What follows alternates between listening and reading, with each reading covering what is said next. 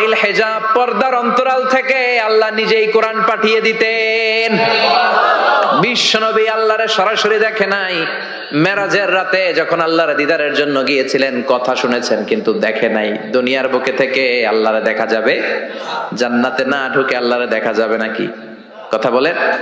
আল্লাহর সৌন্দর্য দেখার মতো কোয়ালিটি আমাদের আছে? আল্লাহর চেয়ে সুন্দর কেউ আছে? দুনিয়া সুন্দর, মানুষ সুন্দর, আসমান সুন্দর, জমিন সুন্দর, সুন্দরে সুন্দরে পাল্লা, জানি না কত সুন্দর তুমি আল্লাহ, জানি না কত সুন্দর তুমি আল্লাহ। সুবহানাল্লাহ পড়েন। মেরাজের রাতে আল্লাহর দেখেন নাই, পর্দার এপাশ থেকে আল্লাহ কথা বলে আর নবী শুনে, নবী কথা বলে আল্লাহ শুনে। সুবহানাল্লাহ। এই পর্দার ওই পাশ থেকে সরাসরি আল্লাহ ওহী করেছেন, বিশ্বনবী রিসিভ করেছেন।